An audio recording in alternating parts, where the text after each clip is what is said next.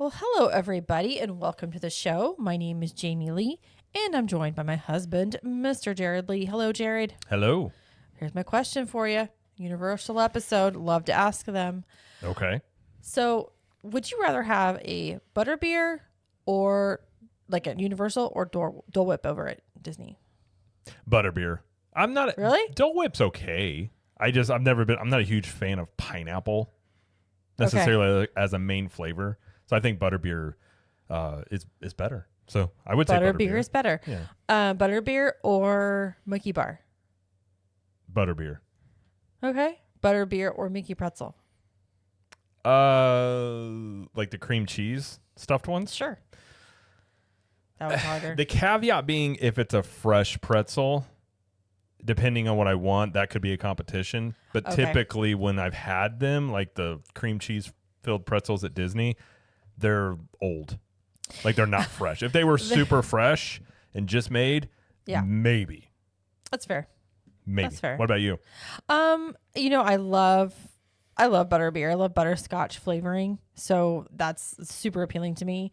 And Dole Whips I love too, though. I don't love the traditional Dole Whips. I love like the flavored ones like lime or strawberry or even the floats. Those are better. So that would be harder if we're talking float wise, but I just love the butterbeer flavor. And Frozen's my favorite, but everybody has their own favorites. It's all pretty good. I know. Yeah. But we're actually going to talk butterbeer season is here. We're actually going to talk about that in the news, plus some Epic Universe news, which there was a lot since we last had an episode. There's been a barrage of things, and there's going to continue to be more coming out. So I think we're in the midst of the I was going to say calm before the storm, but it's really just all the news going to come out before, and we'll talk about it before like previews officially start, and then obviously the park opening. So, well, actually, this episode is just going to be news. We're talking about Epic Universe news. We're talking about other park news. We don't have a topic for this episode because there's so much. But before we get to that news, we want to do some little housekeeping. I'm going to throw that over to Jared Lee. I will catch it, I suppose. Yes, if you are watching us over on YouTube, please like this video and subscribe to the channel. And if you're not watching us on YouTube and you would like to, you can catch us over at CTM Podcast. We have video versions of the show over there and show clips, so you can check that out over there. And it's growing it's growing at a good pace over there on YouTube. So if you want to subscribe there, it'd be another place to catch the show. And if you're listening on good old trusty audio podcast form that has been around since 1920s Paris in the Ministry of Magic, you can check that on all the major platforms. We are on those. Just ask you to please subscribe and leave us a review, as we would greatly appreciate that. And then, of course, if you're looking for some great theme park apparel, some Wizarding World apparel, even some Disney stuff, whatever you would like, you can go over to Capture the Magic apparel over at ctmapparelco.com. We have the most comfortable shirts you're going to find out there. Got comfort colors, got next level poly cotton blend shirts. We have hoodies, sweatshirts, tank tops, whatever you want on a shirt, we can print it for you because we print all our shirts in-house by ourselves and ship them out to you. So there's no middleman, and it's the highest quality that you can get. So if you want to check those out, again, go to ctmapparelco.com and use the promo code EPIC, given that Epic Universe is opening soon, and that will get you 20% off of your order by being a lovely listener of this show. So again, ctmapparelco.com and use the promo code EPIC to get yourself 20% off. Plus, if you order $50 or more, you get free shipping on top of that. So you can get some good savings there either way. So go check that out. So. All right. Well, thank you for that. Moving on to the news. We're going to start with Epic Universe news because that's what's on everybody's mind. So it's kind of a hot topic. Yeah. So starting with team member previews for Epic Universe have begun. Yes. So officially, Universal said that team member previews will be March 1st through the 7th. They had a post on Instagram about it for team members. And check that out. Now, there were some sort of previews going on before that we saw from construction photos and people that reached out to me. I believe this is more management, perhaps. These were higher ups. Yeah. These are people on the teams that created the roller coasters or the rides or whatever. Yeah. So there have been previews going on, with some sort of level of team members, but these are the official ones for basically everybody. And then the second phase will include team members and their guests the following week after that. Yeah. So it seems like the team member preview is going to run into at least mid-March. Yeah. So, unless you are, a employee of Universal or family or friends that know one of them, I mean, it's still going to be a little bit before they do previews for other people. So if anybody out there's a team member and wants to be friends, I mean, hit up, Jared. I mean, I'm kidding, but seriously, I'm kidding, but I'm not kidding. We could still actually be friends, All right. But yeah, so that's ongoing, obviously, until middle of March at least, and then we'll see. I don't know. I'm going to guess annual pass holder previews will be announced perhaps this week. That's what we are hearing. And then they would likely start. I mean, if team member previews do go on through mid-March, you could have annual pass holder previews happen immediately after that, or it could be a start in April and then run partially into May as whenever the park. Because we have heard the rumor out there being, at least that Universal has wanted to do multiple months of previews. So if they're wanting to do multiple months of AP previews, you would have part of March, April, and May. That would give you essentially 2 months. Right. So that potentially is the timeline there, but I do think they're going to be some sort of announcement very soon on annual pass holder previews. And whether those are free or whether those are paid, like whatever that is, I think we'll find out. I kind of think that they're going to be complimentary. I hope so. I don't know, though. I don't either. The soft opening for Islands of Adventure, you had to pay. You did, but it is, I mean, it's been 20-some years since then. True. So, you know, we don't know how they'll handle it. But given how, at least how they've handled the other lands and rides that they've done, those have never, obviously it's not a brand new park, but I feel like Universal wants people to go through that park. And it'd be something that you could do for the annual pass holders that have been like anticipating this park, as I think it would be a lot of goodwill in that way, but we'll see. We will see. That is true. That is true. Okay, moving on to the next story we have. Epic Universe Florida resident tickets and vacation packages are now available, as well as military ticket add-ons. Yes, so there's a slight discount for Florida residents compared to just general ticket sales out there. So you can save. I think it's roughly $20 to $30 per day. Essentially, the package would save you, and then you can. But if you're a Florida resident, you can do that, and then military members can add on single day tickets to their packages. So the only ones at this point that can add on single day tickets have been annual pass holders, which you can still do on select dates, and military members. Yeah, so these Florida resident tickets and vacation packages are like 2-day, 1 park pass plus Epic. Yes. And then, how they arrange the other ones too.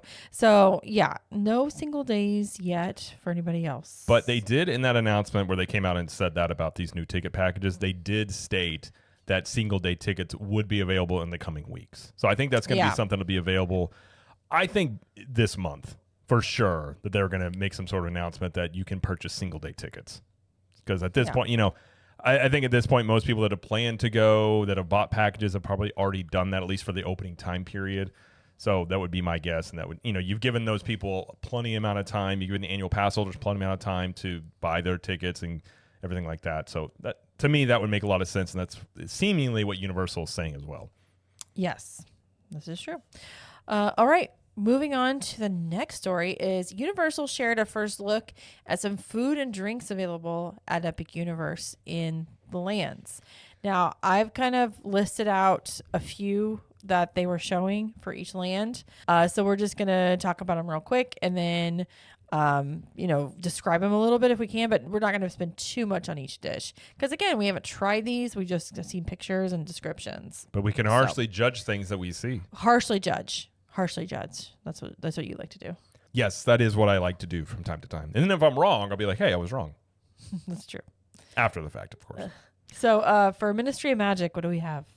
Not surprisingly, it's going to be all French-inspired cuisine, including butterbeer crepes. Baguette de dindin. Baguette du dind.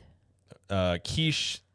You say that one. Lorraine? Oh, it's just Lorraine. It's just Lorraine. Lentil soup, alchemist platter, and more in the Ministry of Magic. Yeah, and they basically said they're going to serve breakfast, lunch, and dinner at these 2 main places. Those butterbeer crepes look delicious.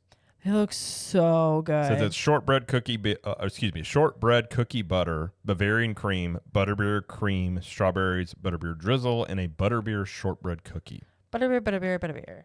They look very good. Yeah.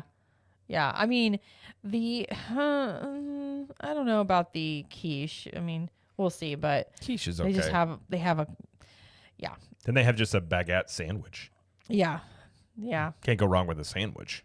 This is just some of the stuff they revealed. They haven't revealed everything, but they're just almost like a teaser. That's kind Yeah. of some of the food coming around to some of these places. All right, so Super Mario World. So a lot of these are coming over from Hollywood, so it may not be like brand new, but we do have better, I guess, more opinions about these from other people that have tried them before. And some of them coming up from Japan too. There, that too. So what do we got? We have Mario Burger, Mario, which is Burger. just a burger, but it does have a Mario hat and a mustache. Yes, it does. You have the Luigi Burger, which is actually a grilled chicken sandwich. And then you have Bowser's Fireball Challenge, which is a huge meatball covered in cheese, Yeah. which that actually looks, well, I shouldn't say meatball. It is 1 pound meatball with mozzarella cheese and mushroom marinara sauce. And then it has a Bowser inspired puff pastry as Just part to the side of it. on But the the side whole, of it. the main thing is that true. the big meatball. It looks really good. I mean, I will say the best themed ones are the Super Nintendo World stuff. Because We'll see about that. each dish you get some sort of thing with it, like a hat or a Okay. like you kind of, and like, That's cool. yeah, I mean, but more than likely, I mean, looking at the burger, it's probably your typical theme park burger if I were to guess, but Yeah. we'll see. I gotcha. Next land we're moving over to is How to Train Your Dragon. Yeah, here we have the Thawfest Platter Sullen Sea Sandwich, which is salmon. Nordic Harvest Salad, and Stormfly's Catch of the Day, which is chocolate mousse dessert with Fruity Pebbles cereal, which you had me at Fruity Pebbles. It looks like a little fish, mousse cake thing. Yeah. It's really cute. Yeah, I think the platter is the going to be here. Thawfest platter is spread of chicken drumsticks and wild berry barbecue glaze, grilled salmon, and sausage with roasted carrots, onions, Nordic fries, and side sauces. I mean, it's very much a Viking meal. What are Nordic fries? I think they're just French fries. Oh, They okay. just said they're They Nordic. just wanted to call them I don't Nordic, think they okay. don't look any different from anything I've seen. The Stormfly Catch of the Day is interesting, but with the Fruity Pebbles, like, okay, we'll see. They also have Yak Nog, which is a very popular thing apparently. I had never heard of this before, but what it's is it? malted chocolate, cinnamon, and whipped cream. Ooh. Now, I think they've had this at different places. I don't know. It's something similar to this, but this Yak Nog sounds delicious to me. Yeah. So that's something I would definitely like That to sounds try. really good. I think I'd try that for sure. Yeah, I would try. I mean, I would like to eat like a Viking. They're also going to Sure. have. They did also say there's going to be mead. There's actually going to be a mead and a beer that is specific to Isle of Berk, like they've done with the Wizarding Ooh. Worlds. So they're going to have a certain one there. So so you can eat in Mead Hall and have mead or beer, whatever you'd like there. But they are going to have specific ones there. And I've never had mead, so I'm curious to try it. I think it's from honey, if I remember correctly. Okay. So- All right. And then Dark Universe, moving over there. Yes, you have bird on a steak, Darkmoor black wings, and then our favorite vegan's familiar stuffed cabbage and blood orange chicken sandwich. This is all from Doc Steakhouse. Is that what Das it's called? Steakhouse. Das Steakhouse. Thank you. Yeah, so fish on a steak is salmon steak with a steak in it. Bird on a steak is chicken. And then you have, carved staked steak, which is mashed potatoes, roasted carrots, mushrooms, and with squash, but it's an actual steak, so that it does have a steak through the steak, as they said they would have. The blood orange chicken sandwich looks good. It's got a black bun. It does. I was going to say the burgers and things have black buns. Yeah. Somebody did reach out and say that the chicken wing, or what was it, the blackened? The Darkmoor black wings. Yes, that they were excellent. Ooh, okay. So I have heard those are very good. All right. But there also is like a lot of red sauce because again, these are vampires, so Yeah. it's supposed to look like blood. But I'm very excited you can get an actual steak again in a theme park setting. Yeah. Because the last time you could do that was over at ABC Commissary in Hollywood Studios. Well, how long ago was that? Are you talking? I'm talking about the sirloin they used to have. Yeah, in I there. know. It was like $12.99 at the time. Yeah, it was. But- I used to get it all the time. I'm just excited that there's more steak options. So Fair I- enough. Fair enough. And hopefully it's a good steak. It looks pretty good Yeah. in the pictures. Okay. And then Celestial Park. So there are quite a few eating and drinking options here. 2 full service restaurants and then a ton of quick service. So I didn't jot any of these down, but I don't know which ones you want to talk about, Jared, because there's a couple maybe that like some drinks and stuff that look really cool. There's a martini, Northern Lights martini. That looks really good. Yeah, they shared some stuff from Atlantic, which is going to be a very high-end restaurant there. Yeah. Not the one with the views. That's Has the one with nice all views. the windows. It's supposed to look like from the Yeah. outside in, it looked like the restaurant is in an aquarium. Yes. So That's right. that's part of Yeah. the thing there. Okay. They shared like ceviche, Ugh. sea bass, snickerdoodle loot, which is interesting. Whoa. Snickerdoodle cake served in a beach pail with cookie butter, ganache, Biscoff sand, and gummy sharks. Okay. Then they had a lot of drinks like Northern Lights. That's the one I just Yeah, said. vodka, Sirocco, lemon juice, butterfly pea blossom, ice sphere, limoncello, simple syrup, and gold luster dust. I will be having that. It looks interesting. I will be having that. Then there's a melon and herb highball. Mm-hmm. They have that. And then the Blue Dragon Pan Asian restaurant. I think it's a tonkatsu ramen. Mm-hmm. It's just ramen noodles with pork. There's egg, shiitake mushrooms, and a type of oil. Oh, the snowflake pot stickers. Yeah, snowflake pot stickers. Look, you like pot stickers. Yeah, they kind of serve it like they do at Kona Cafe, but it's hollow in the center. Yeah. I like that. Then they had a passion fruit moon cake there as well. Some drinks also. Oak and Star Tavern, which is a barbecue place in Celestial Park. They shared a couple of drinks there. Pizza Moon is going to have pizzas. What, really? I know. Shocking news here. Which I'm curious to try those out. They did share a brownie eclipse from there. Brownie, Nutella, mushrooms, and crushed Oreo, which Can't have it. I'm not a big fan of Nutella personally. Well, I can't have it, so that's okay. Then they had like Bar Zenith with the bar attached to Oak and Star as well. They had some drinks there. So not a lot in Celestial Park. And there is actually a restaurant that's still under construction in Celestial Park that I don't believe is going to be open in time for opening day. They started very late in the construction. Okay. Not sure exactly what it's supposed to be, but yeah, so there's a little bit. It was like 51 food and drink items they kind of revealed for this. That's pretty good. Obviously, there's going to be a lot more throughout the lands and things like that. But yeah, give you a little sneak peek. And again, some of the people I've talked to said the food items that they all tried have been very good. So that's something I figured would be the case. Of if the food is really good in Epic Universe, I think that is going to elevate the park quite a bit. Yeah. Yeah, for sure. Yeah. Cool. I'm getting hungry listening, so I I'm guess it's a hungry. good thing. My secret is I'm hungry all the time. All right. One thing I was going to mention, they did have footage of them look like they were training a dragon. It looks like an animatronic kind of dragon. Yes. And How to Train Your Dragon. They caught a helicopter. One of the news station helicopters caught it, but it was like near its him. But there was somebody that's a team member, probably like part of the entertainment crew. So not sure if it was for the show or if it was for an actual meet and greet. I believe now they did basically come out and say they had another episode of the Discover Universal podcast where they had someone come on and talk about Isle of Burke, and essentially some of these some of these meet and greets are going to be animatronics, Right? And like they're going to bow, and they're controlled by somebody offsite. And you could see in this footage, and I'll overlay it while we're talking about this. Someone's controlling it from a computer, but it like moves. It kind of acts like a dog, bows its head, does things, interacts a little bit, and it does have voice commands, at least on some of them. So they did say that, like, I think Toothless is going to be this way in the meet and greet. And the fact that they can, like, interact, like, if a kid's being shy, they'll sort of, like, nuzzle them and things. So that it'll take the interactions with the meet and greets that Universal is doing more with meet and greets, but I definitely think with Epic Universe, you're going to see, like, almost like a new level of animatronics intertwined with it, like voice. Like, I know the Mario or the Super Nintendo War characters, they have talking aspects to them, so we'll How to Train Your Dragon. So a lot of these will probably have that as well. But it looked really cool. I mean, an animatronic that essentially is part of a meet and greet. Yeah.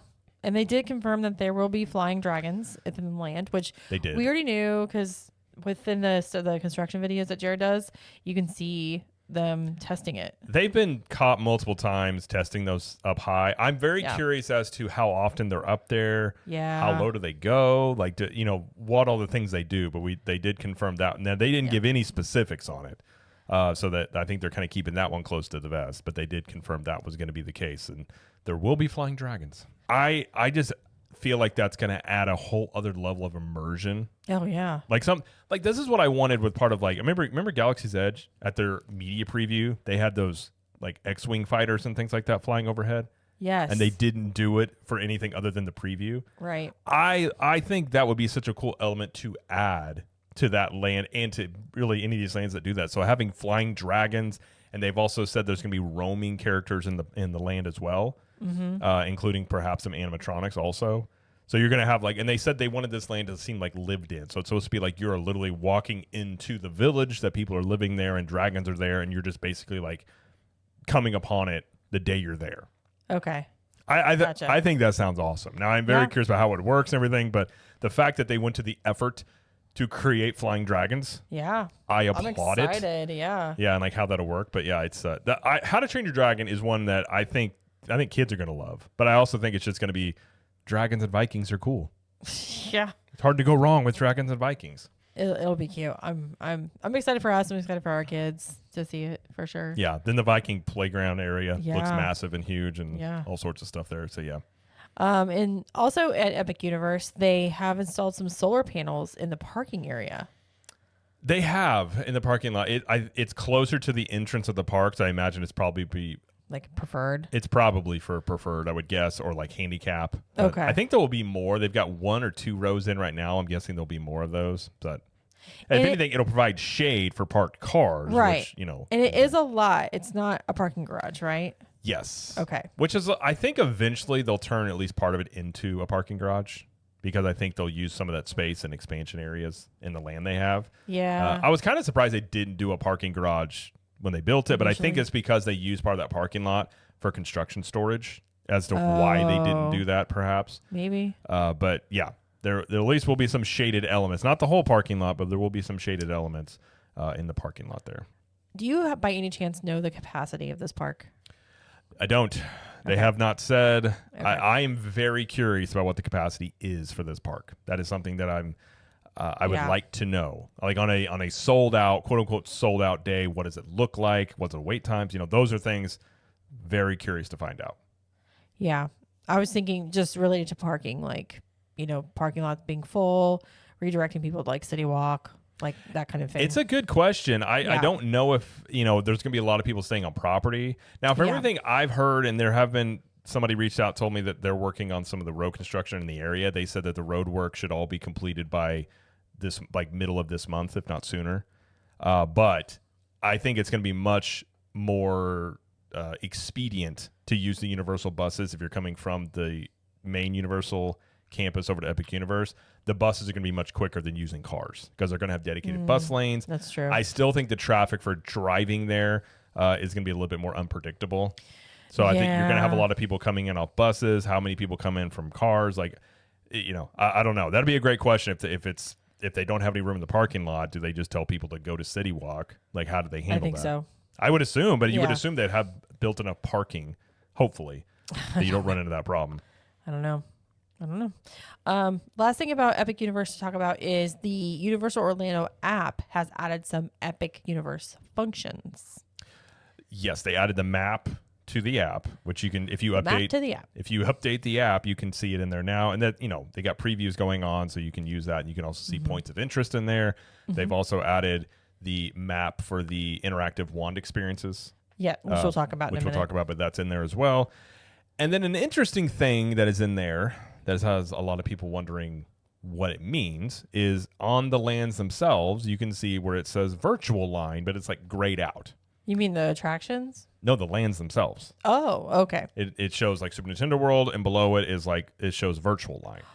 Oh, and not the, So some people were like, does this mean there's going to be virtual queues to get into each of these lands? Now, I don't think that's the case. Okay. What I think it is, and part of the reason I say that is because we already know there's going to be early park access for those staying on property. Part of that is Super Nintendo World, and it's part of Celestial Park. If you're in part of early access, you're not going to have to get into a virtual queue to get in because that's part of your early access perk. Yeah. I think all it really is, if a land hits capacity, it's going to, nobody else is let in, then that land will go into virtual queue mode, and then you sign up for virtual queue, and then once enough people leave, then maybe your number, however they handle it, your number of boarding group is called, then you're able to go in. I don't think you're having a scenario where you show up and each land you want to go into, you got to hop into a virtual queue. I just don't think that's going to be the case. I don't think that would be a good guest experience, and it makes way more sense that you would just use it if a land hits capacity, because they've had this issue at the Wizarding Worlds before. Super Nintendo World in Hollywood also, Yeah. had hit capacity. So it is something that can happen. Obviously, with a brand new theme park, you got all new lands everywhere.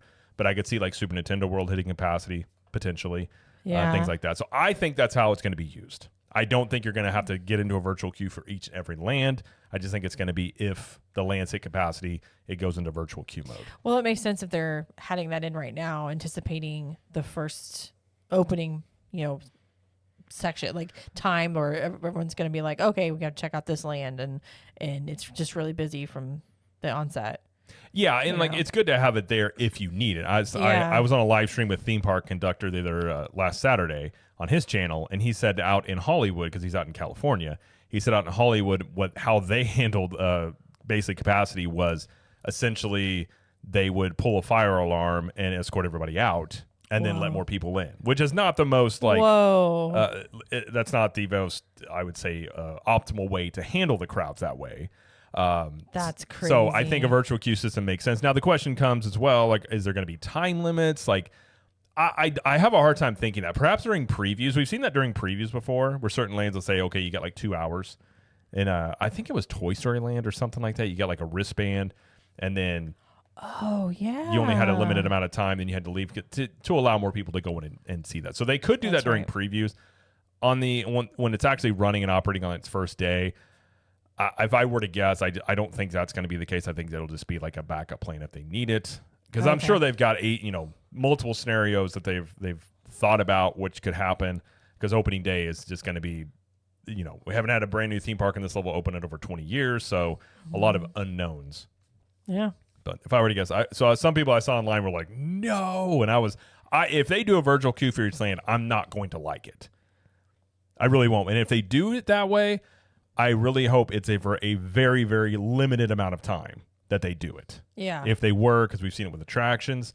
But if I were to guess, I don't think that'll be the case. I think it'll just be as an as-needed basis. Okay. All right. And if I'm wrong, then don't listen to me. Okay. So the construction is definitely wrapping up. And yeah, I mean, it's definitely the final stretch. We're just a few months away from it opening. So it's getting into very interesting territory here.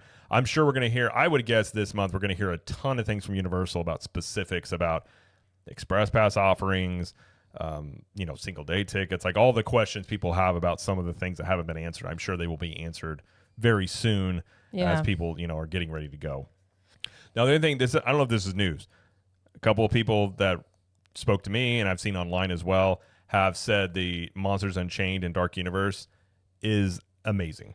They didn't go into specifics. They're like, I'm not going to do spoilers, but it is legitimately one of the best rides I've ever ridden.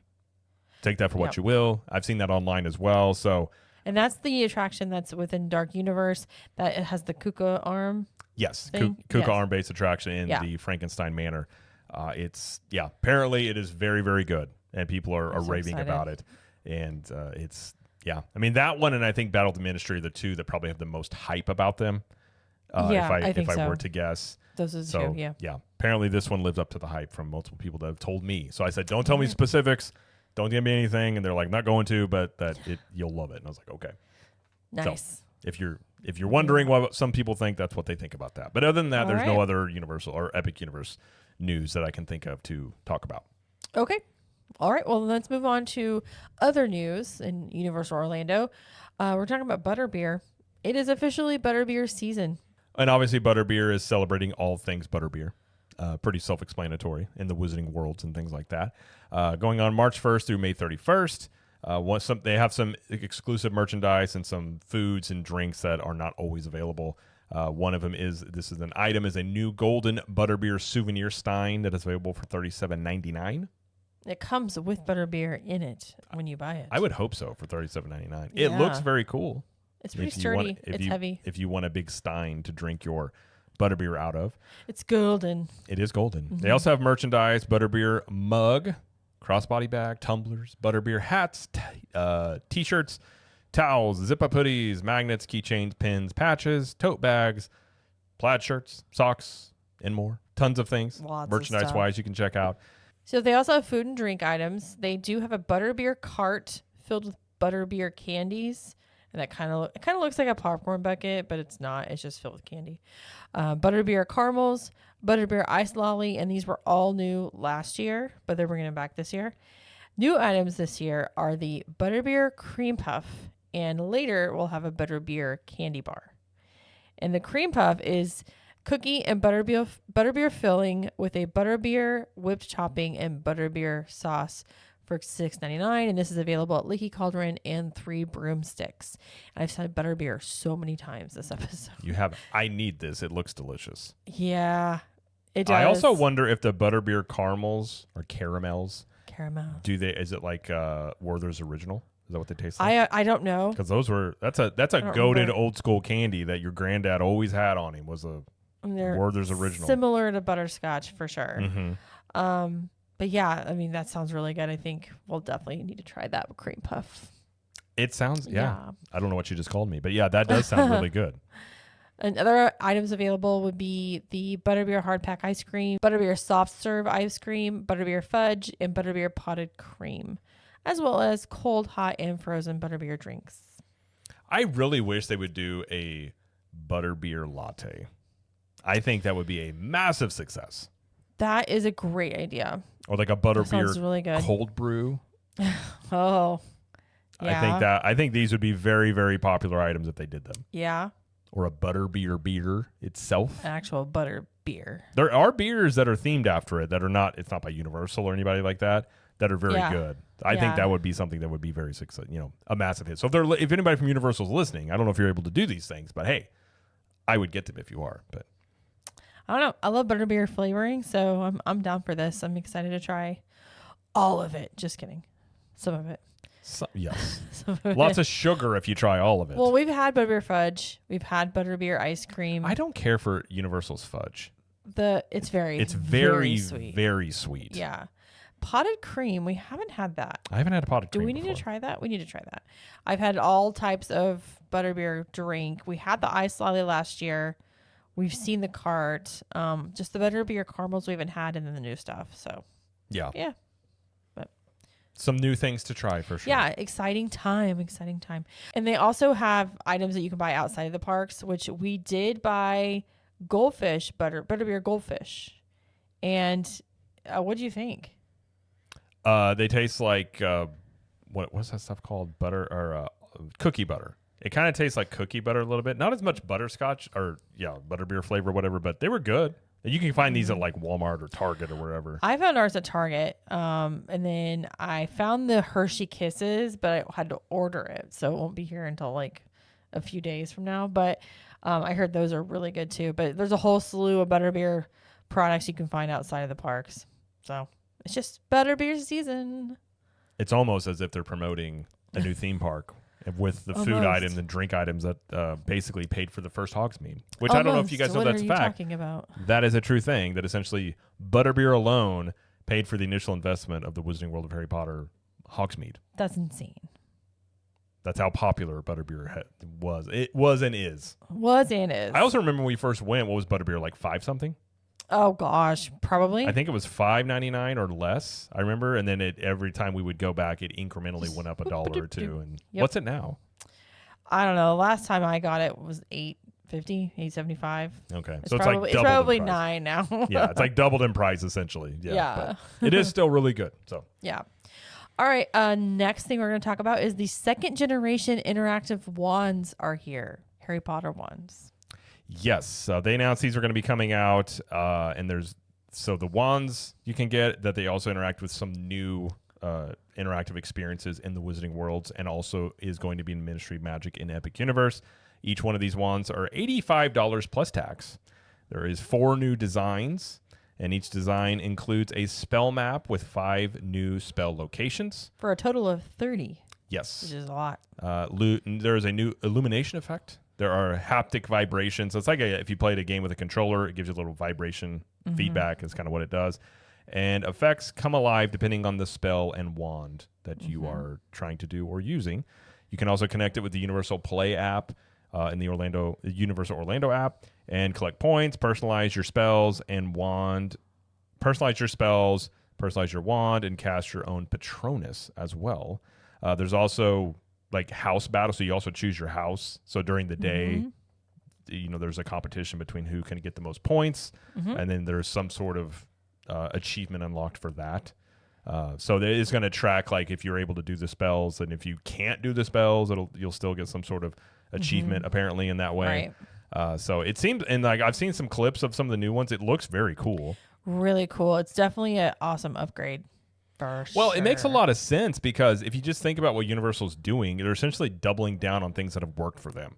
So the Wizarding Worlds, like they built another Wizarding World, they're building a third one. People like the Wand experience is like, okay, we're upgrading these to now do these new things, coinciding with Epic Universe. And it also, if you look at one of the concerns with Epic Universe is that it may cannibalize the attendance of the other parks because there's so much demand for Epic Universe. But now you have these new Wand experiences not only in Epic Universe, but also in Hogsmeade and Diagon Alley.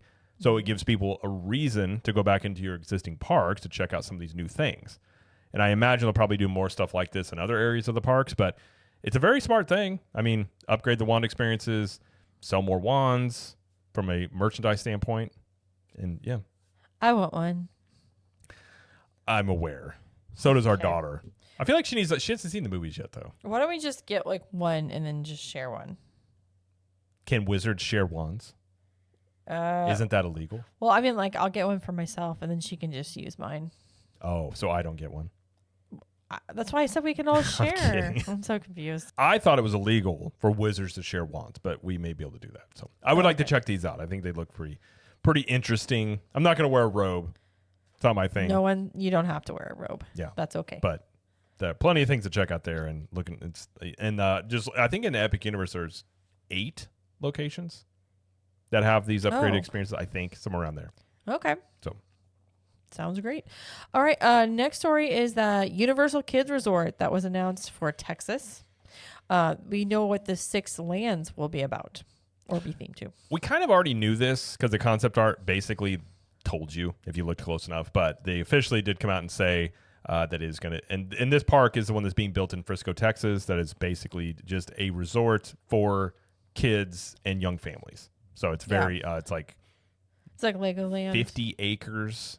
Yeah. I think somewhere around there. It's very similar like Peppa Pig Park, Legoland, like, very probably 10 and under for sure about who this park is made for. Yeah. They're going to have lands based on Shrek, SpongeBob SquarePants, Trolls, Minions, Jurassic World, Puss in Boots, and the central hub area is going to be Gabby's Dollhouse.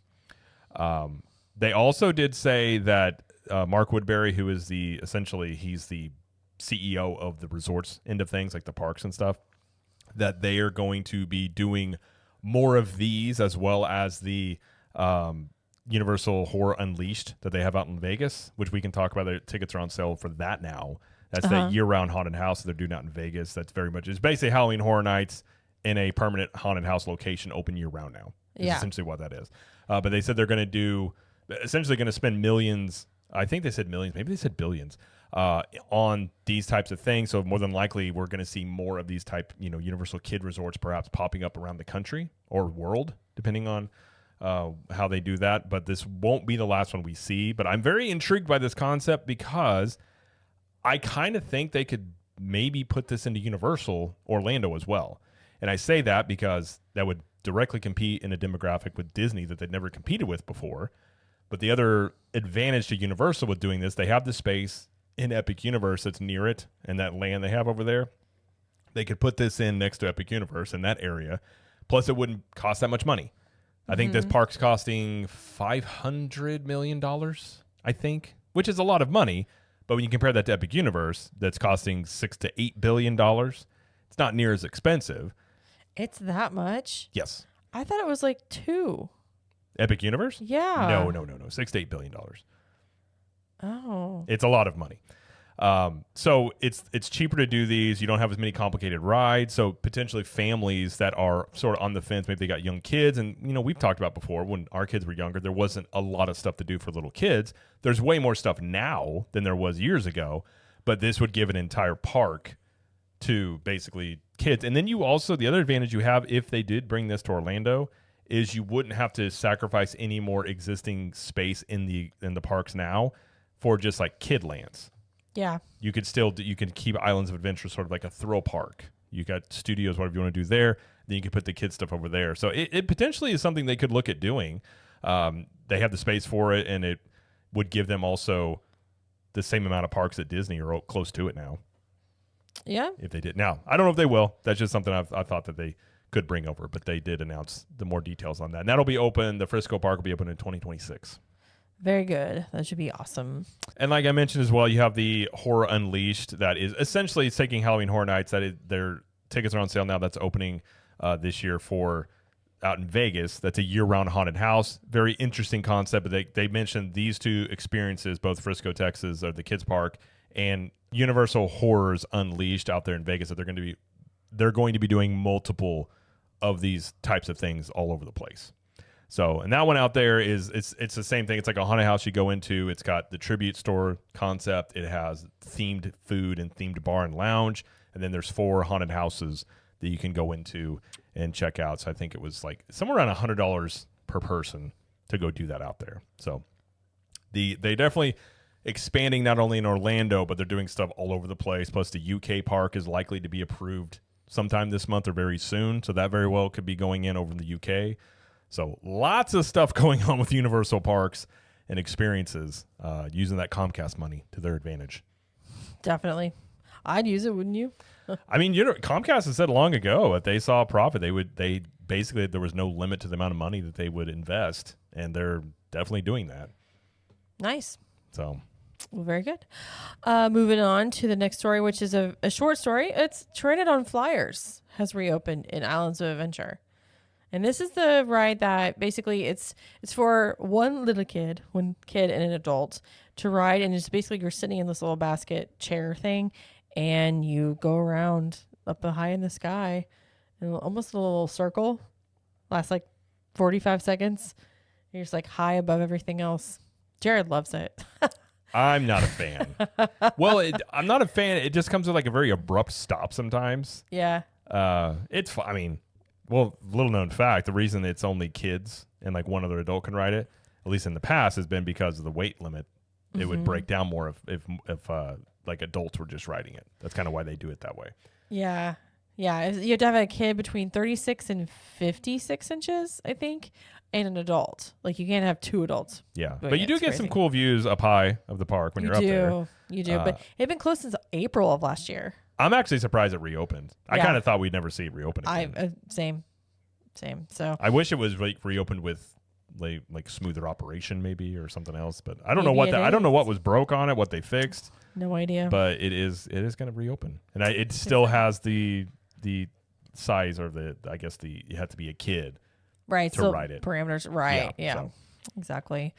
And the last thing we're going to talk about is that annual pass holders can now use ticketless entry to get into the parks.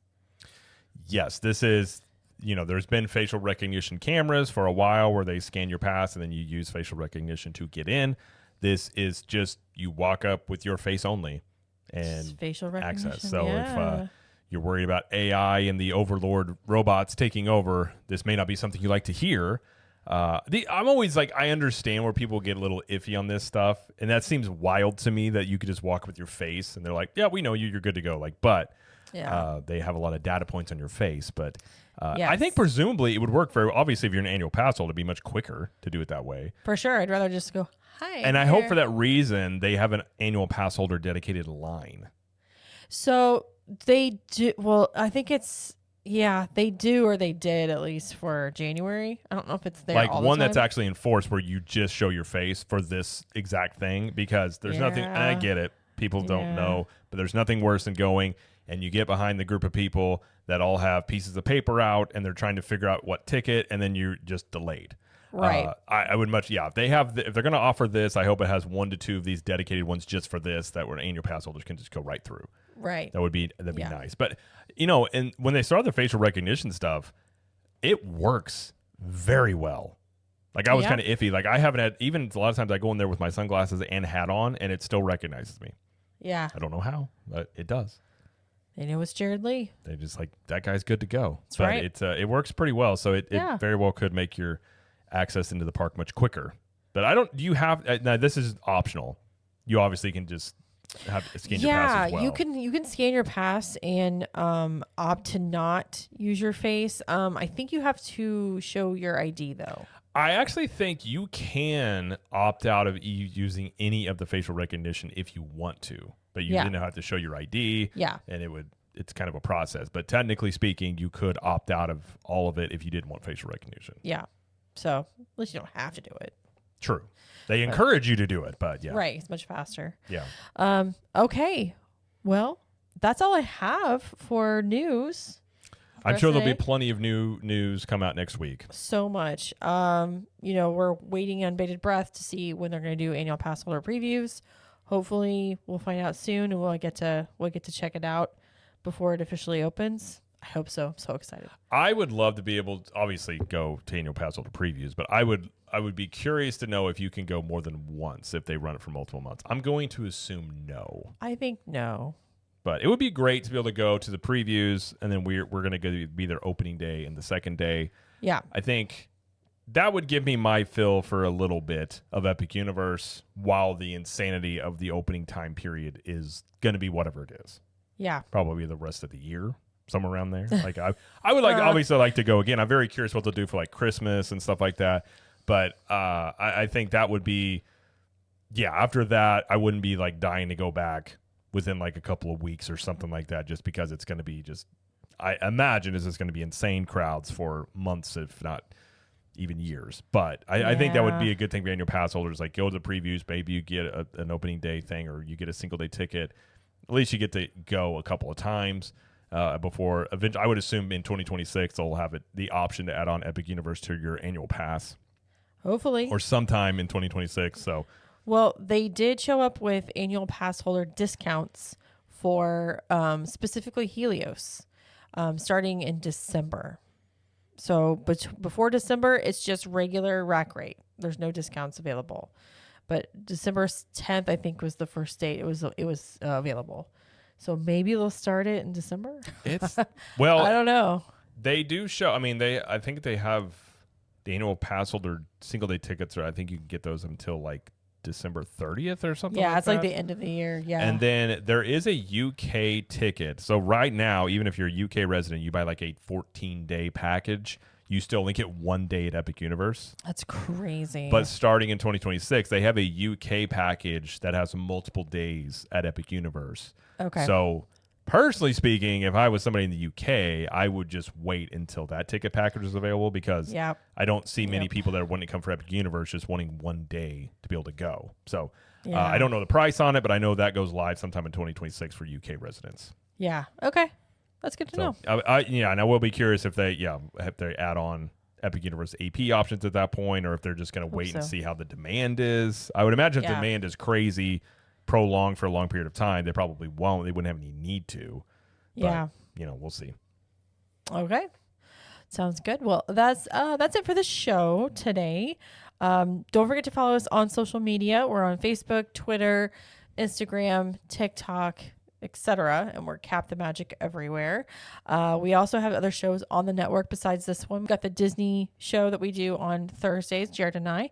Well, we've got Trip Tales that comes out once a month, and that's my trip report show I do with a guest that comes on and talks about their trip they most recently took at Disney World or Universal.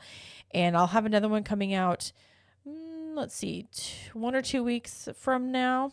So middle of March will be the next one. And if you want to be a guest on a future Trip Tales episode, you can go to ctmtriptales.com, fill out the form, and if your trip is something I'm interested in hearing about, then I will contact you and set up the interview.